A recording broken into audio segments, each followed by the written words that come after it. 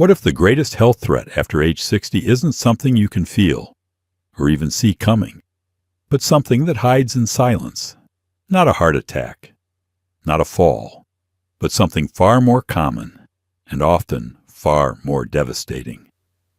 Every year in the U.S., nearly 800,000 people suffer a stroke.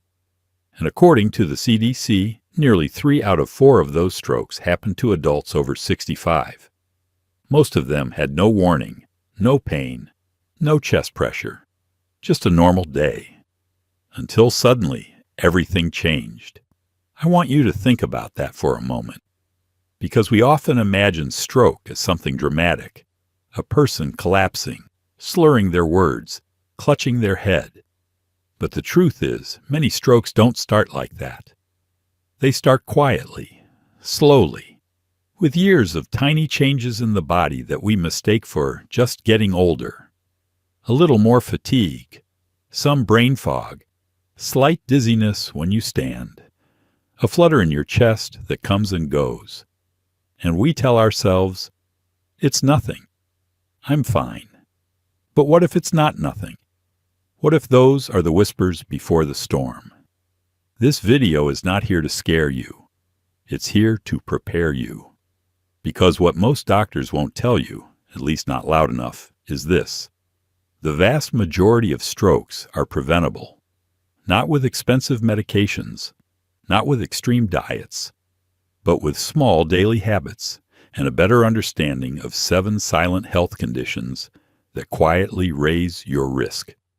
Conditions that millions of older adults live with every day without realizing how dangerous they are.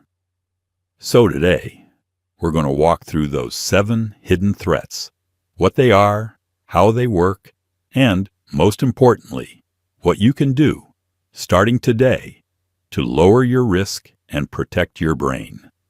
My name is Dr. Samuel Hartman. I've spent the last 30 years working with older adults, teaching stroke prevention and aging science in classrooms and living rooms across America.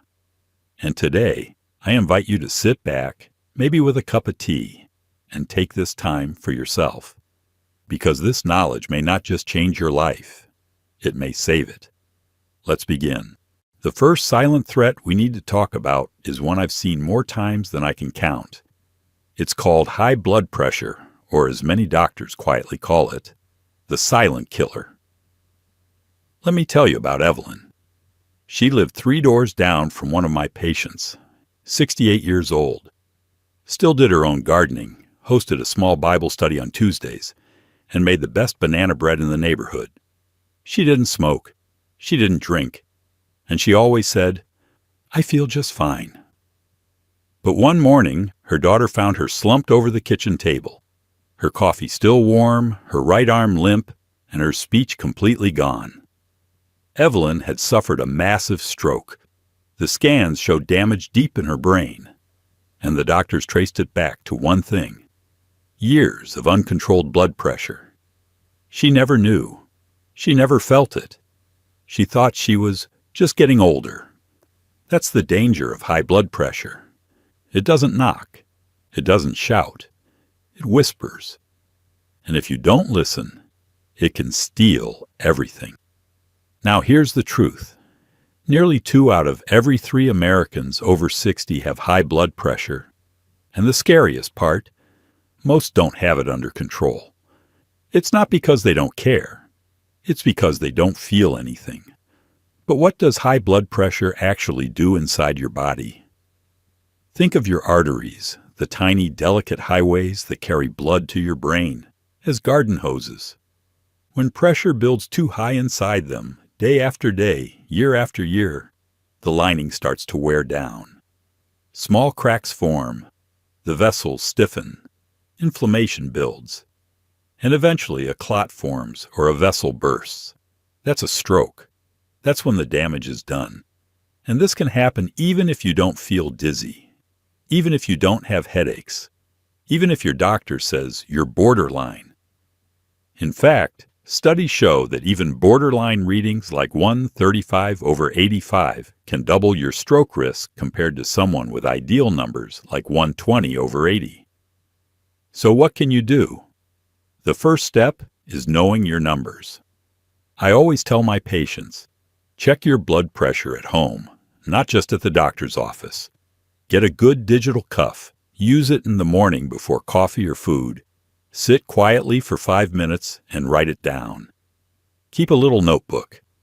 I call it your brain protection log. Next, let's talk about foods. Not pills, not powders. Just everyday stroke-fighting foods that help lower blood pressure naturally. Here are a few I always recommend. Oatmeal, especially steel-cut or rolled oats, rich in soluble fiber that helps relax blood vessels.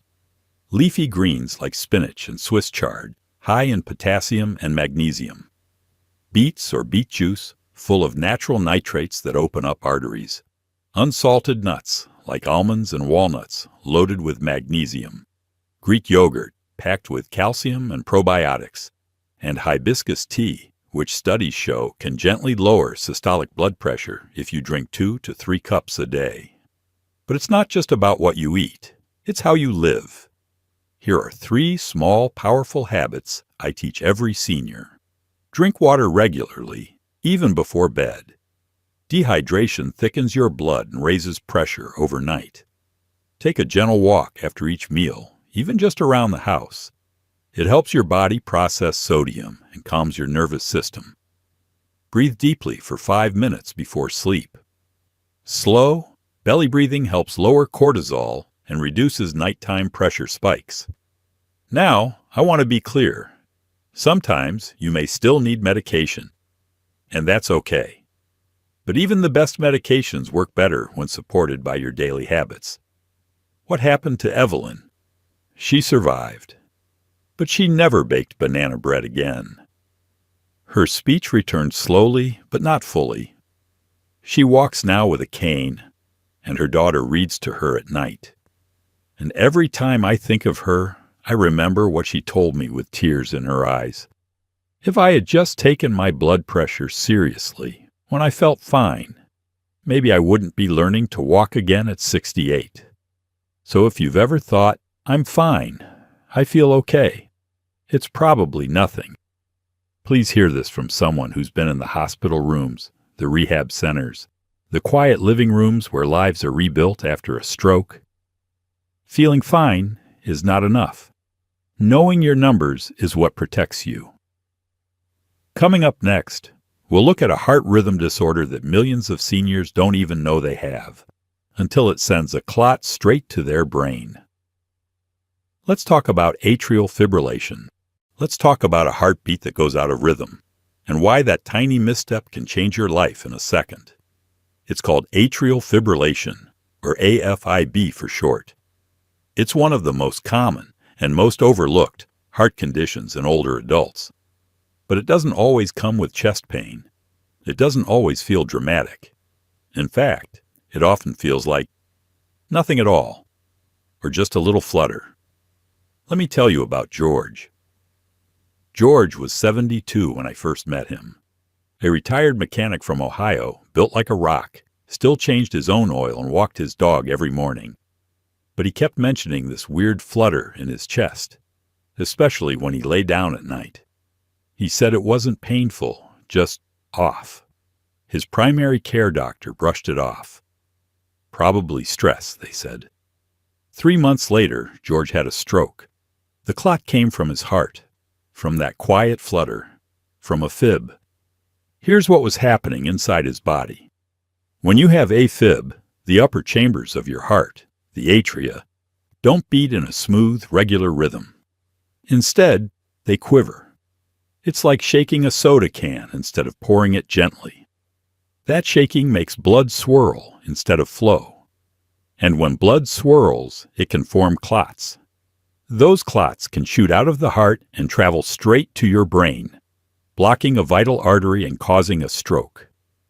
And here's the most chilling part. 1 in 3 people with untreated AFib will suffer a stroke. And strokes caused by AFib are often more severe, more disabling than other types. Now you might wonder, how do I know if I have it? Sometimes AFib feels like a skip beat. a racing heart, a flutter or flip-flop in your chest, shortness of breath, feeling tired for no clear reason. But many people feel nothing. That's why AFib is often missed until it's too late. It can come and go. It's sneaky. So what can you do? First, get your pulse checked. And not just during your annual exam. You can do this at home. Place 2 fingers on your wrist or neck and feel your heartbeat. Is it steady or irregular? Is it fast, slow, or skipping? Better yet, ask your doctor for a simple EKG test, or even wear a Holter monitor for 24 hours to track your rhythm.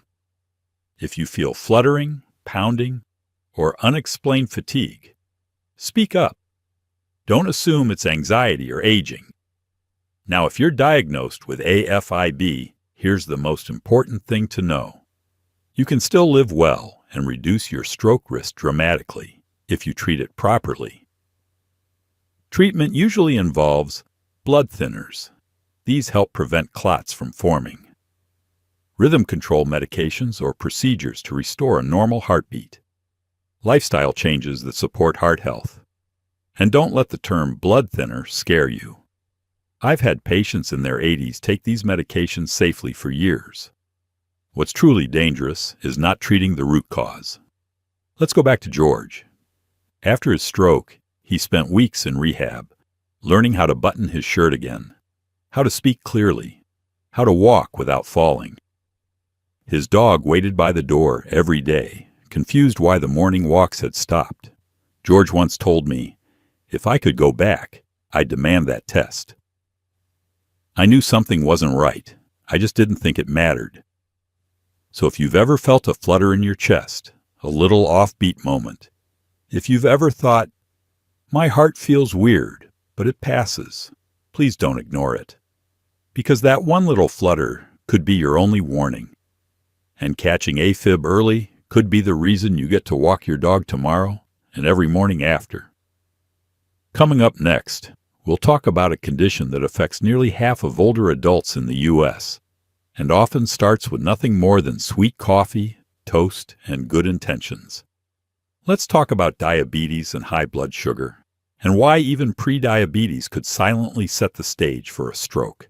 Let's talk about sugar, not the kind in your coffee, but the kind that quietly builds up in your blood and slowly damages the vessels feeding your brain.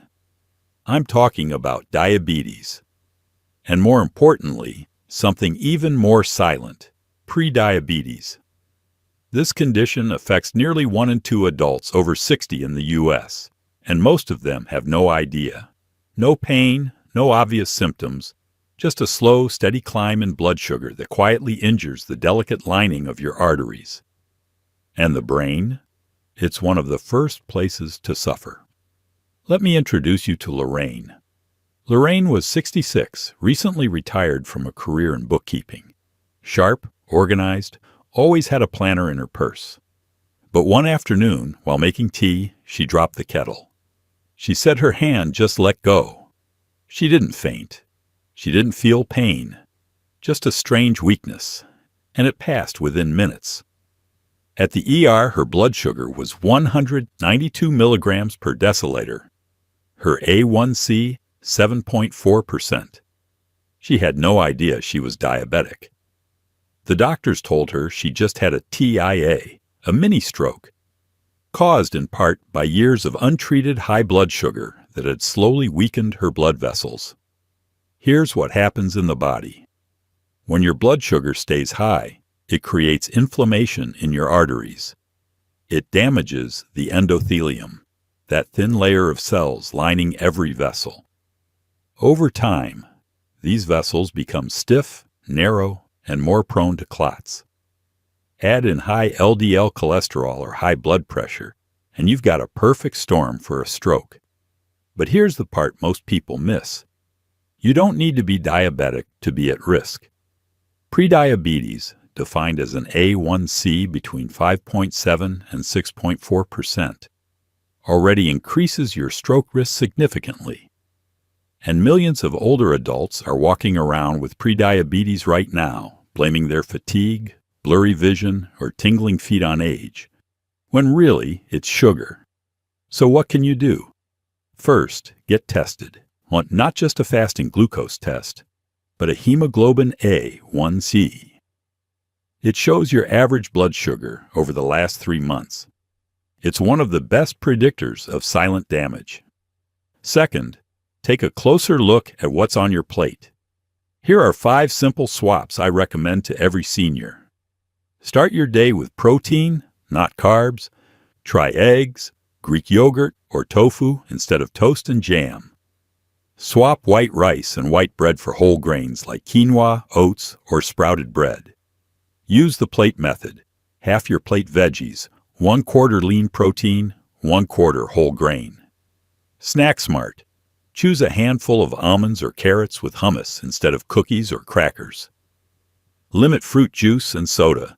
They spike blood sugar fast. Even 100% juice can be a hidden danger. And here's a habit I call the after-meal walk. Walk for 10 to 15 minutes after your biggest meal. This one simple act can lower your post-meal blood sugar by up to 30%. It's like natural insulin. Also, add more fiber from beans, chia seeds, berries, and greens. Fiber slows down sugar absorption, protects your arteries, and helps keep you full. Now let me be clear. Having diabetes doesn't mean you're doomed, but ignoring it or pretending it's just a little high can be deadly. Because high blood sugar doesn't just raise stroke risk, it also makes strokes more severe. Recovery is harder. Outcomes are worse. Lorraine, she caught it in time. Her mini-stroke was a wake-up call. She changed her meals, started checking her glucose, and now walks every morning with a neighbor. She tells me it's not just about avoiding another stroke. It's about feeling clear again. Feeling like me. So if you've been told you're borderline, or you've noticed you crash after meals, crave sugar more often, or feel tingling in your hands or feet, please don't ignore it. Get your A1C checked. Start small, swap one breakfast, take one walk, and give your brain the blood flow it deserves. Up next, we're going to talk about something that sounds simple, but is one of the biggest contributors to stroke in America: cholesterol and hardening arteries. Let's look at how even normal numbers can hide a dangerous buildup and what you can do to stop it. Let's talk about something you can't see, can't feel, and often don't even think about until it's too late. It's called cholesterol.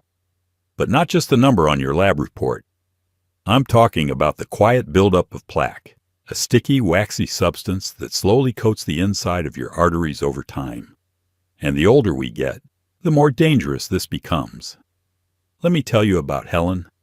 Helen was 74, a retired librarian with a memory like a steel trap. She walked 3 times a week, didn't eat fast food, and never had a heart attack. But one afternoon, while watching Jeopardy, her arm went numb. Her words came out jumbled. Her daughter called 911. Helen had suffered a stroke. When they scanned her brain and neck, they found something alarming. Severe plaque buildup in the carotid arteries, the vessels that send blood straight to the brain. Helen had never been warned. Her cholesterol was a little high, but not urgent. And that's the trap so many fall into. Because cholesterol doesn't hurt. It doesn't make you dizzy. It just builds and builds silently. Here's how it works. When your LDL cholesterol, the bad kind, is too high, it seeps into the walls of your arteries. Your immune system tries to patch it, and that creates inflammation. Over time, this patching process creates plaques, like little scabs inside your vessels. These plaques narrow the passageways that blood travels through, and one day, one of those plaques may rupture, suddenly. A clot forms on top, and that clot travels to your brain. That's a stroke. Here's what's most shocking. Even people with borderline cholesterol, say an LDL of 130, can still develop dangerous plaques, especially if they also have high blood pressure, diabetes, or smoke. So what can you do? First, know your numbers, but don't stop there. Ask your doctor to look at the full picture, including LDL cholesterol, bad. Aim for under 100, under 70 if you've had a stroke or heart disease. HDL cholesterol, good. Higher is better. Over 50 is ideal. Triglycerides, another type of fat in the blood. Keep it under 150. And most importantly, ask if you should get a carotid ultrasound, especially if you're over 65 with risk factors. Second, build a cholesterol clearing plate. Here's what works. Oats and barley. Now, these grains are high in beta-glucan, a fiber that pulls cholesterol out of your system.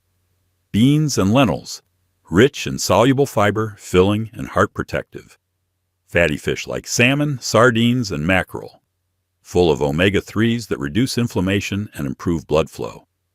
Avocados and nuts, healthy fats that lower LDL and raise HDL. Olive oil, especially extra virgin. Use it instead of butter or margarine. Apples, berries, and citrus, packed with antioxidants and pectin to help clean your arteries. And what to avoid. Processed meats like bacon, sausage, and deli slices, high in saturated fats and sodium. Fried foods and anything with trans fats or partially hydrogenated oils. Heavy creams, butter, and cheeses in large amounts. Now let's talk about medication, specifically statins. I know they're controversial. Many seniors worry about side effects. But here's the truth. Statins don't just lower cholesterol, they stabilize plaque, making it less likely to rupture. That means fewer strokes, fewer heart attacks, and better long-term brain health. For many of my patients, statins are the quiet partner in their stroke prevention plan, especially when paired with good food, movement, and daily care. Helen? She recovered slowly. She reads again, though sometimes she forgets the endings now. Her daughter helps manage her medications, and they both keep a close eye on her numbers. She told me once, "I wish someone had said, 'Helen, your arteries are filling up like an old pipe.' That I would have understood. So I'm saying it to you now. If you're over 60, your arteries are aging. But they don't have to clog. You can keep them clean. Keep them open. Keep your brain nourished. Because the moment the blood flow stops, so does memory. So does clarity. So does speech. But with every oat, every walk, every smart choice, you're protecting your lifeline. If cholesterol is the slow builder of plaque, then this next threat is the silent enabler of clots. It doesn't cause pain, and most people, especially older adults, don't even know they're missing it. I'm talking about vitamin B12 deficiency, a surprisingly common issue in people over 60, and one of the most underestimated causes of stroke risk. Let me explain why. Your body needs B12 to keep your blood and nervous system healthy.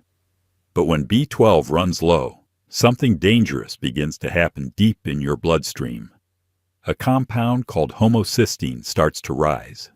You may have never heard of it, but high homocysteine is a red flag. It damages your arteries, makes your blood more sticky, and increases the chance of clot formation. And those clots, they don't always stay in your legs or lungs. They can travel to your brain. That's exactly what happened to George. George was 76, a retired postal worker with a sharp wit and a morning crossword habit. But he'd been feeling off for months, tingling in his feet, some memory slips, and more fatigue than usual. His doctor blamed age. But one morning, George couldn't form a sentence.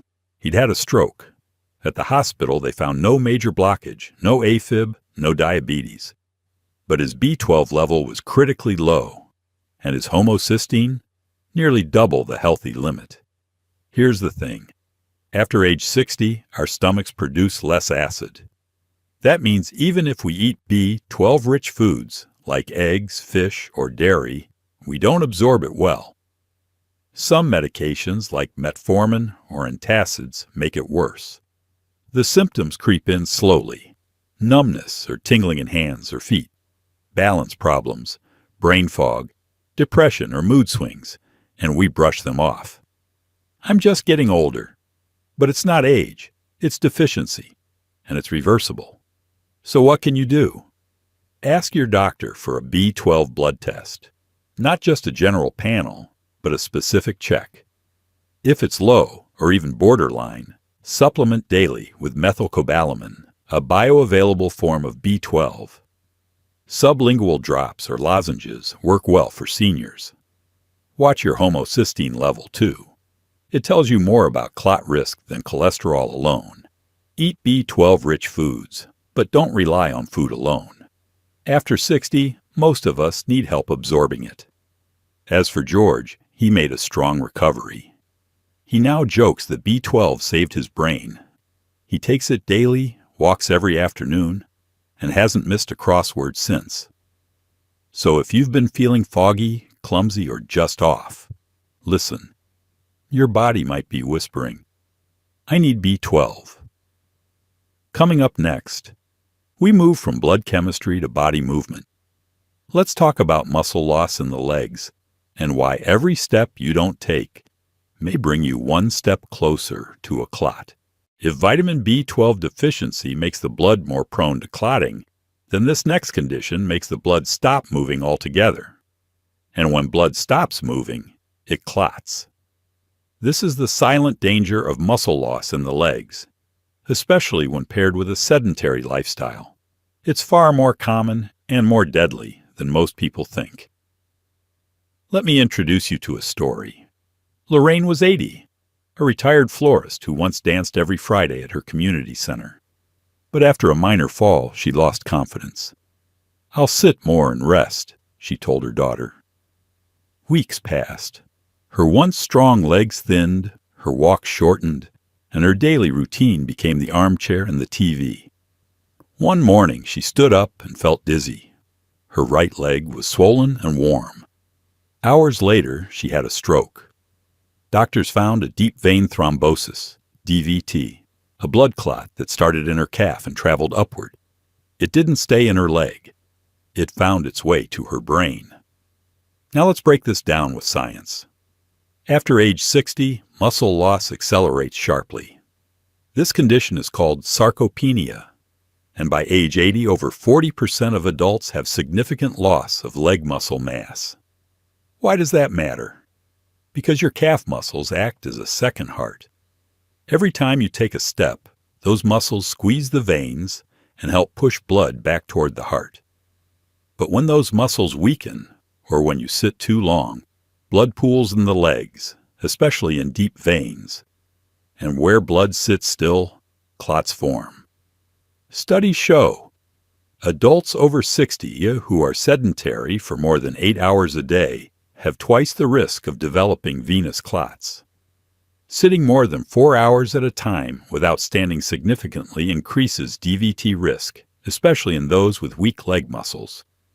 And most alarming, clots from the legs, if undetected, can travel to the lungs, pulmonary embolism, or to the brain, embolism stroke.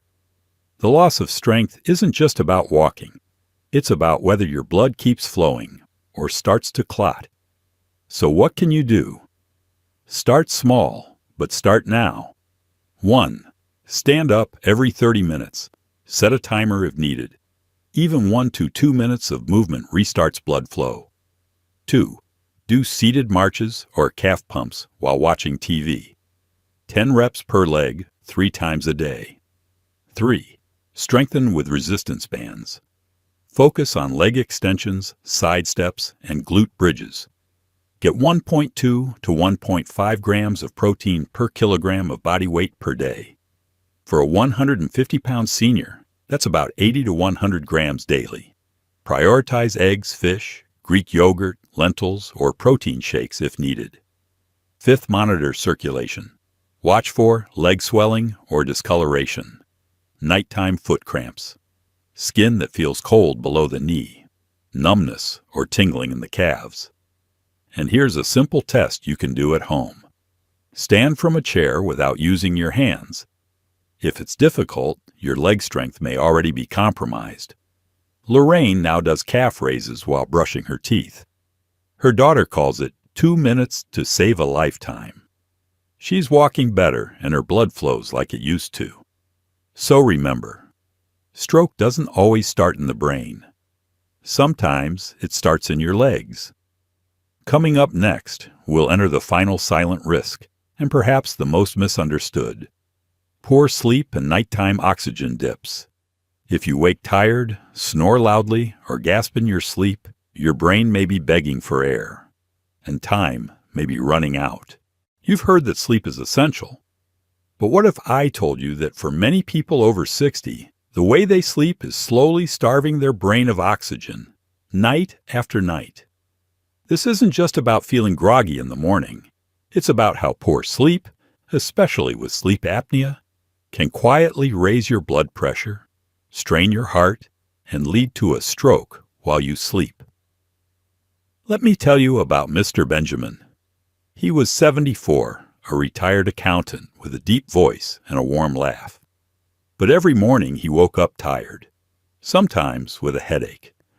His wife mentioned his loud snoring, followed by long silences, then gasping. He brushed it off.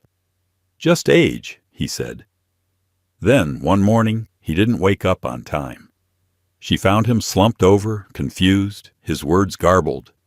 A mild stroke. But what shocked the doctors wasn't just his blood pressure. It was the fact that Benjamin had severe undiagnosed sleep apnea. His oxygen levels were dipping below 85% for hours every night. His brain had been starved for weeks, months, maybe years. Here's why this is so dangerous. Sleep apnea causes repeated pauses in breathing during sleep. Each pause can last 10 to 30 seconds and happen dozens or even hundreds of times per night. Every time it happens, your brain is briefly deprived of oxygen. To compensate, your body releases stress hormones like adrenaline, and your blood pressure spikes. Over time, this pattern, night after night, damages the lining of blood vessels, increases inflammation, and makes it easier for clots to form. Worse, most people don't know they have it. Let's look at the numbers. Up to 70% of seniors who snore loudly may have some form of sleep apnea. A landmark study found that people with untreated sleep apnea have a 2 to 3 times higher risk of stroke, even if their blood pressure is controlled. Another study in the Lancet Neurology found that most strokes occurring between midnight and 6 a.m. were in patients with undiagnosed apnea. Now here's the subtle part. Sleep apnea often hides under vague symptoms: morning headaches, dry mouth upon waking, excessive daytime sleepiness, poor memory or concentration, waking up gasping or choking, night sweats or restlessness, even depression or mood swings. So what can you do? Watch for the signs, especially if your partner notices snoring, pauses in breathing, or gasping. Talk to your doctor about a sleep study. Medicare covers home sleep testing for most seniors. If diagnosed, use a CPAP machine consistently. It may feel strange at first, but it can save your life. Create a sleep-friendly routine. Go to bed and wake up at the same time daily. Avoid heavy meals, alcohol, or screens before bed. Keep your room dark, cool, 60 to 67 degrees Fahrenheit, and quiet. And most important, don't accept poor sleep as a part of aging. It's not. Benjamin now uses a CPAP every night. He sleeps deeply. His blood pressure is dropped. He smiles brighter, jokes more. "Turns out I was choking myself in my sleep," he said. "I just didn't know it." And that's the final lesson here. Sometimes the most dangerous moment for your brain is when you think you're resting. So here we are. We've walked through 7 silent threats that too often go unnoticed. Until it's too late. Not dramatic, not painful, just quiet, gradual, familiar, a little high blood pressure, a skipped walk, a foggy morning, a restless night. And yet, those are the very signals your body whispers long before a stroke ever strikes. But here's what I want you to remember. More than anything else, stroke is not a life sentence. It's a wake-up call. And the best part? For most people, it never has to come. You don't need to be perfect. You don't need to change everything overnight. You just need to start. Start by checking your pressure. Start by standing up once an hour. Start by asking your doctor about B12 or your sleep. Start by walking 5 more minutes tomorrow than you did today. Because every small choice, each glass of water, each quiet breath, each morning walk, is a vote for your brain, your independence, and your future. I've worked with hundreds of older adults, and what I've learned is this: the strongest people aren't always the youngest or fittest. They're the ones who refuse to ignore the whispers. They listen, they learn, and they act. So today I invite you to act. Not out of fear, but out of love. Love for your mind, your memories, your family, your life. You've come this far. You've lived, loved, laughed, and maybe stumbled. But you're still here. And your brain, your beautiful, powerful brain, deserves every bit of protection you can give it. My name is Dr. Samuel Hartman, and from my heart to yours, thank you for taking this journey with me. Now go, take what you've learned, and turn it into something that could change or even save your life. Because stroke may start in silence, but your response can speak volumes.